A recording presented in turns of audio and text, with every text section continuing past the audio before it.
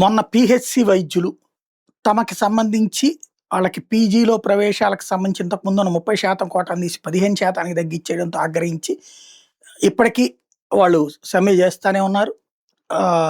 అక్కడ ఉన్నటువంటి ధర్నా చౌక్ అంటే విజయవాడలో ఉన్నట్టు గాంధీనగర్‌లో ధర్నా కొనసాగుతూనే ఉంది.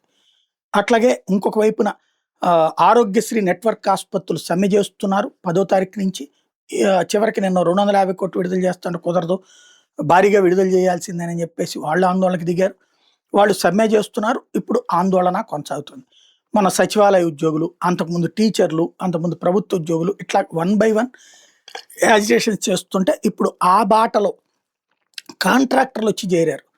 ఏదైతే కేంద్ర ప్రభుత్వం ఇచ్చే డబ్బులతో చేస్తున్నటువంటి ఇంటింటికి కుళాయి అన్నటువంటిది 2 రకాలుగా బిగిస్తున్నారు. ఒకటి కొన్ని కార్పొరేట్ సంస్థలు మేము ఇన్ని కుళాయిలు బిగిస్తాం మాకింత డబ్బులు ఇవ్వండి అని చెప్పేసి వాళ్ళు కార్పొరేట్ సంస్థలు చేస్తున్నారు. అట్లాగే విడివిడిగా కాంట్రాక్టర్లు చేస్తున్నారు. వీళ్ళందరూ తెలుగుదేశం పార్టీ, జనసేన వాళ్ళే అయి ఉంటారు. అధికార పక్షం వాళ్ళకి తప్పించి బయట వాళ్ళకి ఇచ్చే పరిస్థితులు లేవు. ఇప్పుడు ఆ టెండర్లు సిస్టమ్ అంతా కూడా అట్లాగే నడుస్తుంది. చివరికి అయినా వాళ్ళకే డబ్బులు ఇవ్వట్లేదు. వాళ్ళ బిల్లులే ఎగ్గొడుతున్నారు.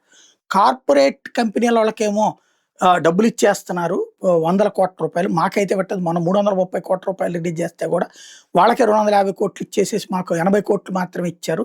వందలాది మంది కాదు వేలాది మంది కాంట్రాక్టర్లు ఉంటే అంటూ ఆందోళనకు దిగి రోడ్డెక్కి నిన్న గొల్లపూడి దగ్గర ఉన్నటువంటి ఆ సంస్థకు సంబంధించిన కార్యాలయం దగ్గర ఆందోళన చేశారు.